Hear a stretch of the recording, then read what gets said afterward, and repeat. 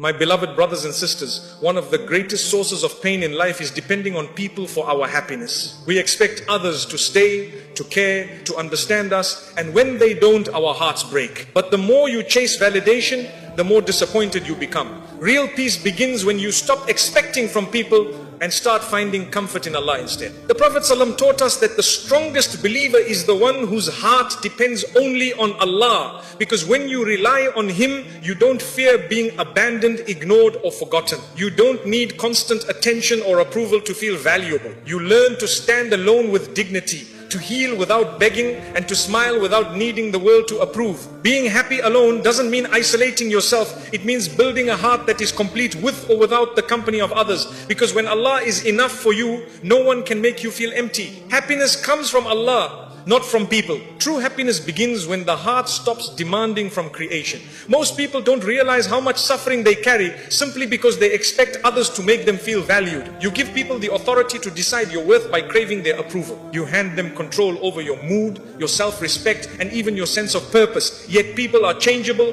fragile, inconsistent. How can something imperfect fill your heart perfectly? Real happiness is not found in the unreliable, it is found in the one who never changes. People can comfort you, but they cannot complete you. They may love you today and be distant tomorrow. They may understand you in one moment and misunderstand you the next. No matter how sincere someone is, they cannot carry the weight of your emotional needs forever. Human beings were not created to keep your soul alive. That responsibility belongs to the one who breathed life into you. Happiness collapses the moment you build it on mortal hearts instead of the eternal. When you seek happiness from people, you make your emotions dependent on their reactions. If they praise you, you feel good. If they ignore you, you feel worthless. If they change, you break. You spend your life trying to keep others close so you don't lose yourself. But the soul that depends on people is always anxious, always chasing, always terrified of being forgotten. It is not people you need to hold on to, it is Allah. The heart was created to be at peace only when it connects to its creator. You can fill it with entertainment, work, friendships, relationships or achievements, but it will still hunger for something deeper. The heart is like a lock, and the world offers many keys, yet none of them fit except the remembrance of Allah. The moment you turn back to Him, you feel a familiarity like you're finally home after wandering for years, trying to fit in places not meant for your soul. Happiness is not loud. It doesn't come from being seen, admired, or surrounded by people. It comes quietly, like a secret conversation between you and Allah. It appears in sujood, when your forehead touches the ground and your heart finally stops pretending to be strong. It appears when you recite Quran and feel your chest soften as though Allah Himself is answering your confusion. Happiness lives in the unseen moments where your heart connects to its source. When Allah becomes your source of happiness, you stop putting pressure on relationships. You don't need people to constantly reassure you. You don't panic when someone pulls away. You don't break when someone leaves. You can love with kindness without being dependent. You can care without losing yourself. You can give without expecting anything back. Love becomes purer because it is not built on need, it is built on sincerity. The irony of life is that the more you depend on people for happiness, the more they disappoint you. And the more your heart depends on Allah, the more Allah brings the right people into your life without you chasing them. When the soul becomes rich with remembrance, the world becomes a gift instead of a requirement. You are happy with or without company. You are stable with or without attention, because your heart has already found its nourishment. Many people fear loneliness not because they are alone, but because their happiness is external. They need noise to distract them, affection to feel worthy, and attention to feel alive. But loneliness becomes peaceful when your heart is accompanied by Allah. You no longer need company to escape yourself. You become friends with your own soul. You are no longer running from silence, because silence becomes a place where Allah fills you with calmness. Allah does not ask you to isolate yourself only to free your heart from depending on creation. You can enjoy people, work, success and family, but your happiness should not collapse if they change. True emotional freedom is when everything you love enhances your connection to Allah, not replaces it. When the heart is full of Allah, life becomes balanced. You love others without losing yourself, and you stand strong without needing anyone to hold you. When you choose Allah over people, you do not become detached, you become complete. You stop using others as emotional bandages. You stop begging for support. You stop expecting others to heal your emptiness. You start giving love from a place of abundance instead of need. Happiness becomes a relationship with Allah that strengthens every relationship around you. Love becomes healthier when it is not feeding your insecurities. Happiness grows every time you worship with sincerity. Salah is not just a ritual, it is medicine. Dhikr is not repetition, it is nourishment. Quran is not recitation, it is oxygen for a suffocating soul. When you are distressed, the Quran removes heaviness. When you feel lost, dhikr anchors you. When you are overwhelmed, salah clears your heart like rain washing dust from a window. The heart is most alive when it remembers its creator. It is not the world that makes life beautiful, it is gratitude. Even small blessings become precious when you see them through Allah. A simple cup of water tastes sweeter. A quiet moment becomes meaningful. A small act of kindness feels profound. Gratitude does not change your life, it changes your vision. And when your vision changes, your life suddenly feels rich without needing more. The world constantly tells us that happiness depends on achievement, popularity, love, or wealth. But the heart knows better. It doesn't crave applause, it craves peace. It doesn't crave ownership, it craves contentment. It doesn't crave being surrounded, it craves being understood. And no one understands you more than the one who created you. Allah knows the contradictions in your heart, the battles in your mind, and the secrets behind your tears. A meaningful life begins when you ask less from people and more from Allah. Instead of saying, make me happy, say, make me grateful. Instead of saying, take away my pain, say, give me strength. Instead of saying, change them, say, purify my heart. Happiness is not having perfect circumstances, it is having a heart that trusts its Lord in every circumstance. When your happiness comes from Allah, the highs of life do not intoxicate you and the lows do not destroy you. You become balanced. You don't become arrogant when blessed, and you don't become hopeless when tested. You see blessings as opportunities to thank Allah and trials as invitations to return to Allah. Your heart is not controlled by swings of emotion, it is anchored by faith. You stop trying to make everyone love you. You focus instead on becoming someone Allah loves. You stop needing compliments to feel confident. You stop needing attention to feel seen. You stop letting people define you. You begin to define yourself by how close you are to Allah. The world's judgment becomes irrelevant compared to Allah's acceptance. And that shift brings peace deeper than applause ever could. The heart that depends on Allah becomes a giver. It comforts others without expecting comfort back. It supports others without seeking recognition. It loves without controlling. It forgives without bitterness. Such a heart is powerful because it has stopped needing anything from creation. It serves Allah through serving people, but it does not serve people to feed a starving ego. It becomes a source of light instead of a seeker of validation. When you feel empty, it is not a sign you need more people, it is a sign you need more connection with Allah. When the soul is unfulfilled, it begins to drain relationships, jobs, and pleasure for meaning, but nothing created can fill a void that was designed to be filled by worship. The emptiness you feel is not a flaw, it is a compass pointing you back to your Lord. Do not run to the world when your heart is hurting, run to Allah. Do not search for someone to fix you, ask Allah to heal you. Do not wait for someone to understand your pain, tell Allah what no one else can hear. Happiness flows from being close to Allah, not from being close to people. And the closer you are to Him, the more peaceful you become with or without others. When you finally allow Allah to be your comfort, your support, your listener, your provider, your refuge, your friend, happiness stops being fragile. No one can break you with their absence, and no one can control you with their presence. You stop living for attention. You stop fearing rejection. You stop chasing love, because the heart that finds its happiness in Allah becomes unbreakable, complete, and beautifully free. Let go of expectations to protect your peace. Most of our emotional pain does not come from what people do to us, but from what we expect them to do.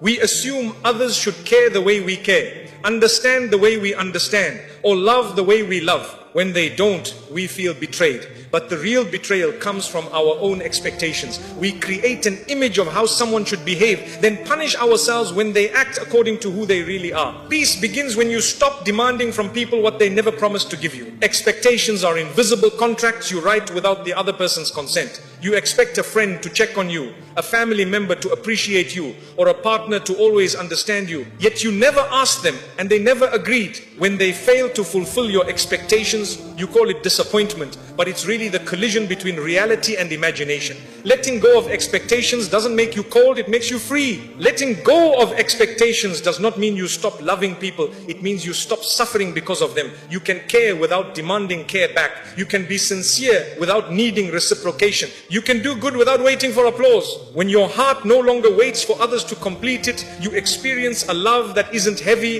a friendship that isn't exhausting, and a life that isn't full of emotional debt. When you stop expecting from people, your relationships become healthier. You begin to appreciate what they give instead of criticizing what they don't. You become grateful for sincerity instead of hunting for perfection. You start valuing effort instead of measuring flaws. You realize that no one is obligated to heal your wounds, carry your emotions, or live up to a version of themselves you have in your mind. Acceptance is the soil where peace grows. Expectations turn kindness into currency. When you do something good hoping to receive something in return, you end up disappointed. But when you do good for the sake of Allah, the heart becomes weightless. You no longer say, I did this for them, and instead you say, I did this for him. Your reward is no longer delayed because Allah sees what others overlook. You free yourself from the emotional debt of waiting for humans to repay you. The less you expect, the more you observe. You begin to see the real nature of people without the blur of desire.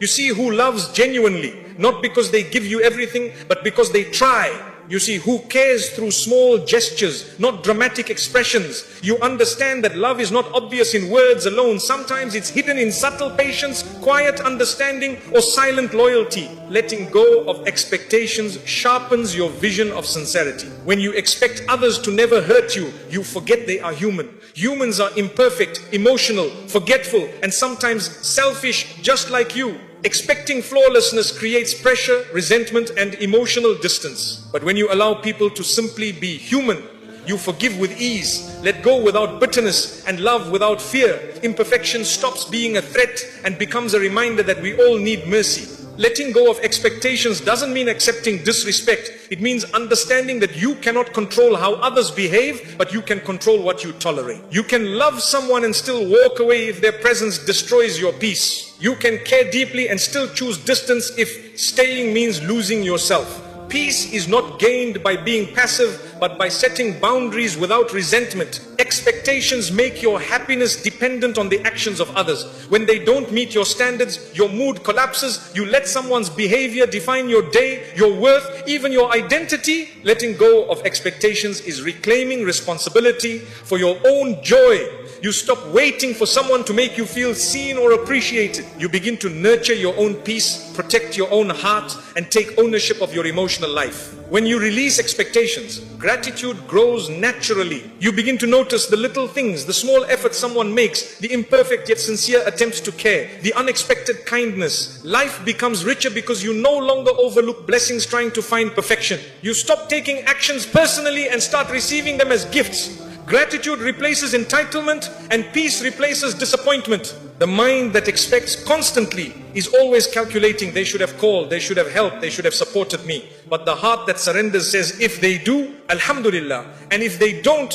I still have Allah. You stop measuring relationships based on who stays or who gives. You start measuring life based on who brings you closer to your Lord and who brings you closer to your own peace. When you let go of expectations, you stop performing for people. You dress, speak, act, serve, and live for Allah's approval, not the world's applause. You don't need to impress anyone. You don't need to explain yourself to everyone. You don't need appreciation as fuel. You are no longer emotionally hungry because your sustenance comes from worship, not validation. Your identity becomes grounded in sincerity.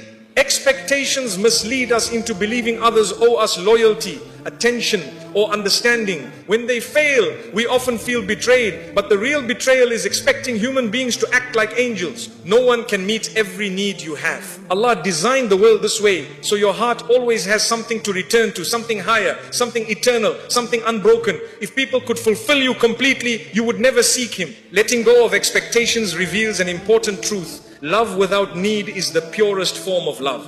When you don't cling, you don't fear loss. When you don't demand, you don't feel disappointed. You give freely, forgive easily, and walk away peacefully when necessary. You don't use love to control. You don't use affection to trap. You let people be who they are, and you choose who you are around them without emotional chains. Peace doesn't come from fixing others, it comes from fixing your own attachment to them. You cannot force someone to be consistent. You cannot demand them to care the way you do. You cannot teach them your heart's language. You can only choose to protect your peace by releasing the need for them to be someone they're not. Liberation is not changing people, it is changing your expectations of them. Many relationships fail, not because love disappears, but because expectations suffocate it. When love becomes a checklist, it stops being love. When sacrifice becomes demand, it stops being sacrifice.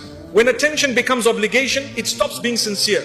Letting go of expectations allows love to breathe again. It turns duty back into generosity and effort back into affection. The heart that expects less loves more. It doesn't keep score. It doesn't manipulate. It doesn't hold grudges waiting for compensation. It gives without fearing loss because it trusts that everything given for Allah's sake returns through Allah's mercy. With this mindset, you stop treating people like investments and you start treating them like blessings, temporary, imperfect and valuable. When you stop expecting people to keep you happy, you begin to cultivate happiness from within. You invest in your character, your worship, your skills, your well-being. You become emotionally self-sufficient. You no longer look for someone to fill your silence. You turn silence into a sanctuary. You no longer crave someone to rescue you. You learn to stand with Allah as your support. Strength grows from solitude. Letting go of expectations removes the weight of disappointment and replaces it with acceptance. You begin to live lightly, you forgive more often, you appreciate more deeply, you stop clinging to outcomes and start surrendering to Allah's decree. Life stops being a battle with people and becomes a journey with yourself and your Lord. Peace is not found in controlling others, it is found in mastering your own reactions. The less you expect from people, the more Allah surprises you through them. You stop chasing and Allah sends the right souls to your life. You stop demanding and Allah places love where you least expect. You stop begging and Allah fills your heart with contentment. You realize that peace was never about changing people, it was about letting go of how you thought they should. True freedom is when your heart no longer contracts or expands based on how others treat you. You remain calm when you are praised and calm when you are ignored. You remain gentle when someone loves you and gentle when someone leaves. You interact with others out of kindness, not dependence. And this balance makes you unshakable, because when you let go of expectations, nothing can steal the peace Allah has placed inside you. Build your heart through gratitude and worship. Gratitude is not simply saying Alhamdulillah with the tongue, it is a way of seeing. It is a shift in perspective where you stop looking at what is missing and begin to appreciate what is already there. Life becomes heavy when you chase what you don't have and light when you value what you do. Gratitude turns ordinary moments into miracles, hardships into lessons, and loneliness into intimacy with Allah. It is the lens that transforms pain into growth and blessings into gifts. Worship is not a ritual, it is rehabilitation for the heart. Just as the body needs food to survive, the soul needs salah, dhikr, and Quran to stay alive. You cannot expect peace while starving your soul. The heart becomes restless when disconnected from its creator. And only worship can return it to balance. Salah straightens your inner chaos the way you straighten your body in prayer. Dhikr cleanses your thoughts the way wudu cleanses your body. Worship is nourishment. Gratitude protects the heart from envy, resentment and despair. When you recognize that every blessing is from Allah, you no longer compare your life to others. You no longer feel threatened by the success of those around you. You stop looking sideways and start looking upward. Jealousy shrinks in the presence of gratitude because you begin to trust that Allah's plan for others does not diminish His plan for you. What is yours will arrive, and what is not will never bring you peace. Worship protects the heart from arrogance. A man can be intelligent, wealthy, influential, or admired, yet without worship, his heart becomes empty. Pride grows in the heart that forgets who gave blessings. Worship humbles you gently. Every bow reminds you that greatness belongs only to Allah. Every sujood teaches your ego to surrender. Allah does not need your worship. You need worship to protect yourself from becoming enslaved to pride. Gratitude turns life into a classroom of blessings. The warmth of sunlight, the taste of water, the laughter of a child, the ability to breathe, think and walk. These are miracles disguised as normalcy. Gratitude trains you to notice. When you notice, you appreciate. And when you appreciate, you love Allah, not just in prayer, but in every moment. Gratitude is not a list, it is a lifestyle of awareness. Worship trains the heart to release control. Human beings chase certainty, but worship teaches surrender. You do your best and leave the rest to Allah. You stop forcing life to obey your plans and start trusting that there is wisdom in delays, blessings in disappointments, and purpose in pain. Worship frees you from the burden of trying to be your own God. It returns you to being a servant with peace instead of a controller with anxiety. Gratitude softens the most wounded hearts. Even in hardship, there are things to be thankful for: a small relief, a kind person, an unexpected smile, a moment of calm, a breath that doesn't hurt. Gratitude doesn't deny pain. It illuminates the light within it. You stop asking, why is this happening to me, and start asking, what is Allah giving me through this? Gratitude turns complaints into lessons and patience into sweetness. Worship softens the heart by bringing you back to your origin. In sujood, you put your face on the ground, surrendering every worry, desire and fear. It is the lowest physical position, yet the highest spiritual elevation. In that moment, you are closest to Allah. Worship is a reminder that no matter how high life takes you, true honor comes from bending your head to the one above all things. Gratitude transforms relationships. When you appreciate people for their efforts instead of criticizing them for their imperfections, your love becomes gentle. You stop trying to change others and start valuing their presence. You notice their kindness rather than their flaws. Gratitude turns relationships into rewards rather than expectations. It teaches you to cherish instead of demand and to love without entitlement. Worship transforms loneliness. Many fear being alone because they do not know how to be with themselves. Worship turns solitude into a sanctuary. It makes silence meaningful and nights peaceful. You begin to enjoy being with Allah, being with your heart, being with your thoughts. Loneliness no longer becomes emptiness, it becomes connection. You stop needing noise to feel alive because your soul, the moment friends stop calling, they feel rejected. The moment people pull away, they feel abandoned. The moment life slows down, they feel something is wrong. Yet the opposite might be true. Everything might finally be right, because the loneliness you're feeling is not a punishment. It is Allah saying, you've relied too much on people, come back to me. Beings' truths. They would rather stay lost in company than found in silence. They would rather stay distracted than healed. But you cannot build a strong relationship with Allah until you disconnect from the world long enough to hear Him. When you're constantly running to people, you stop running to your Creator. You chase attention more than you chase guidance. You look for comfort in humans while ignoring the one who controls your destiny. This is why Allah separates you, not to break you but to build you, not to make you lonely but to make you spiritually awake. You're not being pushed away from people, you're being pulled toward Allah. And yes, it feels uncomfortable at first. You may wonder, why is no one understanding me? Why do I feel different? Why do I suddenly feel disconnected from people I used to enjoy being around? Because you're outgrowing them. Allah is shifting your environment so your heart can shift with it. Your soul knows when a season of your life has changes. Your greatest healing will come from moments where you had no one but Allah to talk to. And those moments aren't meant to make you bitter, they're meant to make you better. When you stop running from loneliness and start sitting with it, you discover things about yourself that you never saw before. You realize how much strength you actually have. You recognize how much Allah has protected you. You begin to appreciate the guidance you once ignored. You finally become honest with yourself, and honesty is the beginning of transformation. So don't fear being alone. Fear being surrounded by people who distract you from your Lord. Fear staying in circles that pull you away from your purpose. Fear depending on people who were never meant to carry the weight you placed on them. Your soul speaks the loudest when the world is silent. And that silence is often the place where Allah plants the seeds of who you are becoming. Embrace the isolation. It's not the end of your story, it's the beginning of your elevation. Most people run away from solitude because they are terrified of meeting themselves. They fear the silence because silence doesn't lie. When the world goes quiet, your real thoughts rise to the surface. Your regrets appear. Your pain becomes louder. Your weaknesses show themselves. And for many that is uncomfortable. So they keep themselves busy. They cling to people. They scroll endlessly. They drown themselves in entertainment. Why? Because if they stop, even for a moment, they'll have to face what they've been avoiding for years.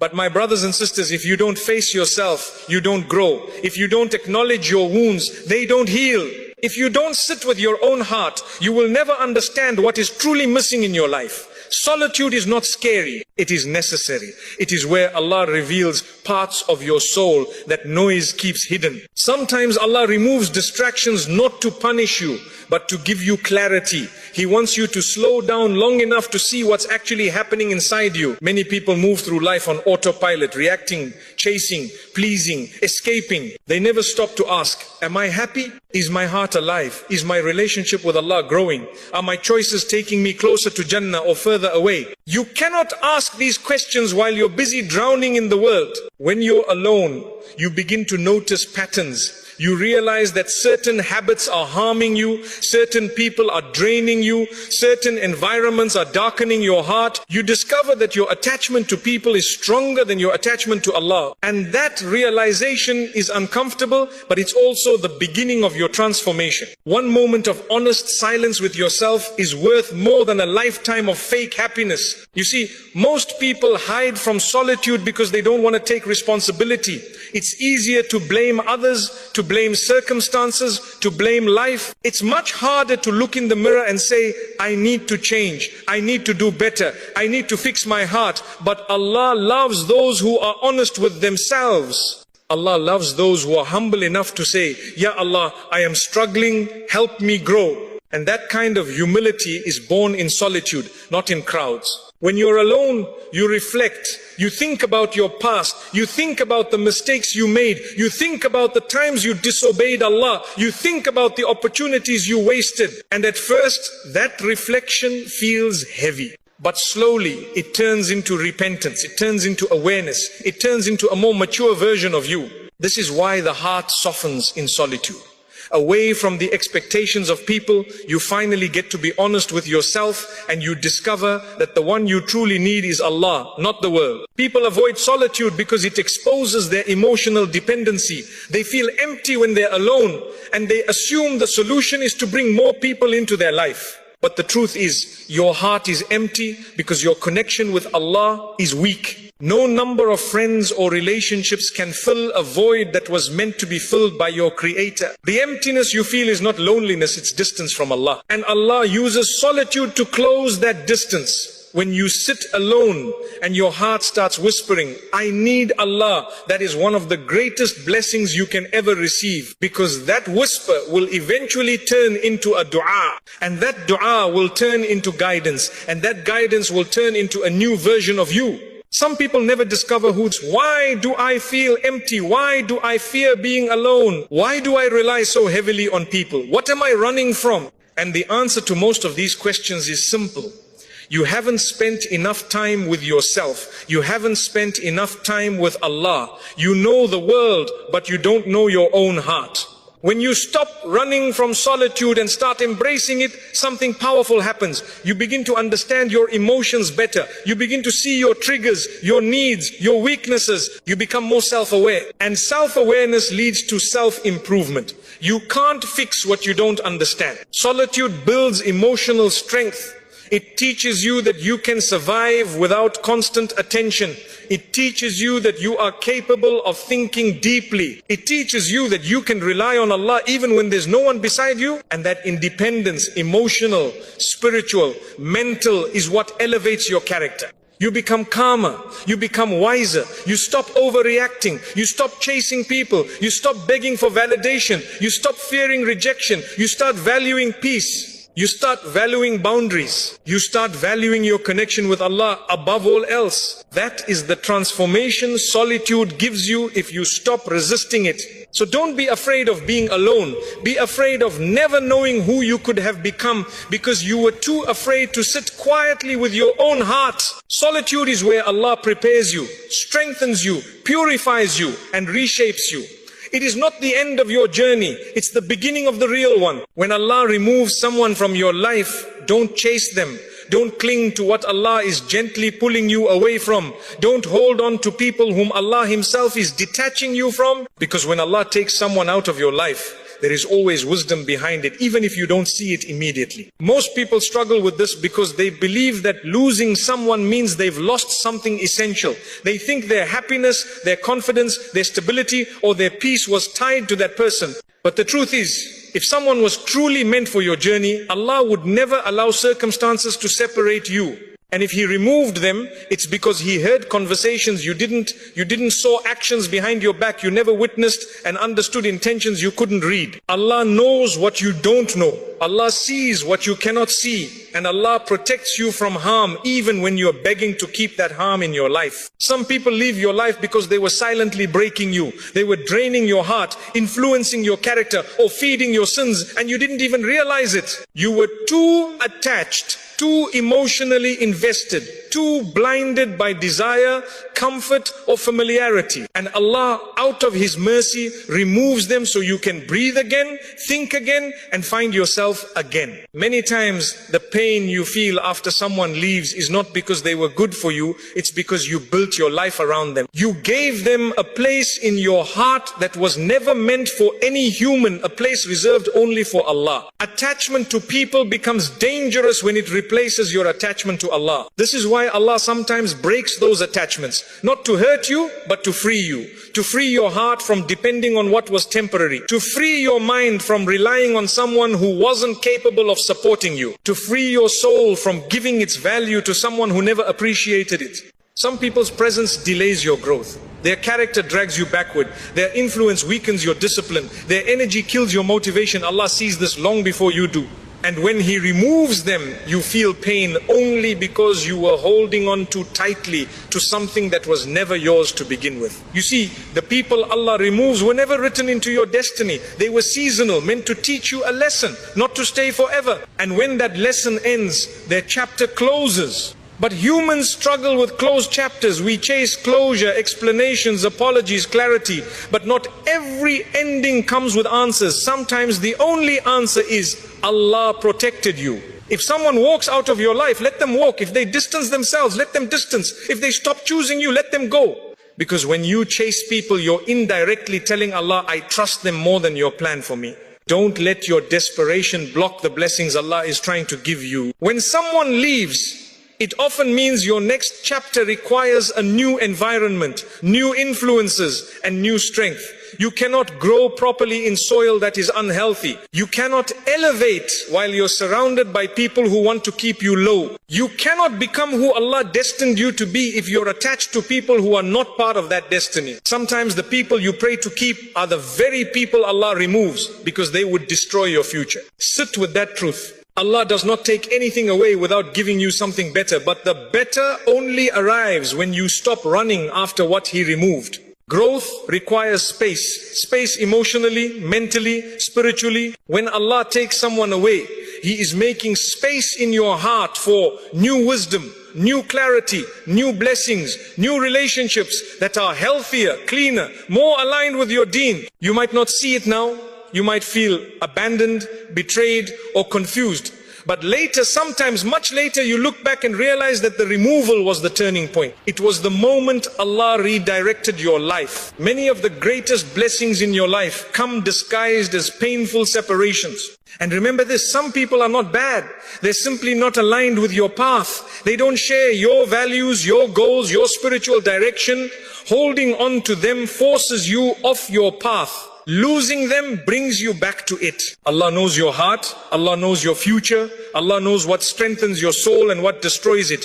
Trust His decisions over your attachments. Instead of asking, why did they leave? Ask, what is Allah protecting me from? What is Allah preparing me for? What lesson is Allah teaching me? Because every removal is a lesson. A lesson in tawakkul, trusting Allah. A lesson in detachment, letting go of what isn't yours. A lesson in emotional strength, standing firm on your own. A lesson in self-worth, valuing yourself even when others don't. A lesson in spiritual maturity, knowing that Allah's plan is better than your desire. When someone leaves your life, you don't lose anything. Allah decreed for you. And what He takes away, He replaces with something better. Better peace, better clarity, better people, better direction, but only if you let go. Stop chasing people. Start chasing Allah. The world will fall into place when your heart does. Being alone teaches you discipline.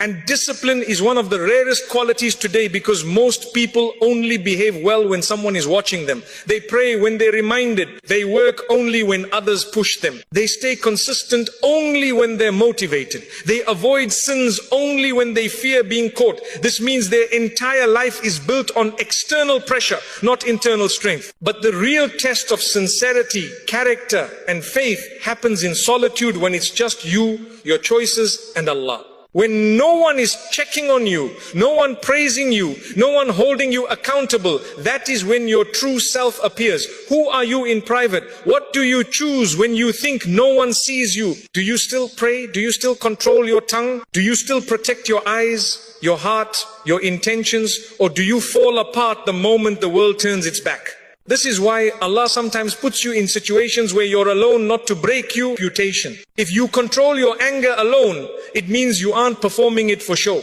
This is why Allah elevates the people who improve themselves in solitude. Their sincerity shines where no human eye can see. Their discipline grows where no applause reaches. And here's the truth that most people don't want to hear. If you cannot control yourself when you're alone, you will never survive when Allah tests you publicly. Because public tests demand private strength. Public blessings demand private discipline. Public responsibilities demand private honesty. If the inside is weak, the outside will eventually break. This is why Allah isolates you to strengthen your inner world before He expands your outer world. He removes the distractions so you can build habits that don't depend on anyone. He slows down your life so you can fix your foundation before constructing bigger goals. He puts you in quiet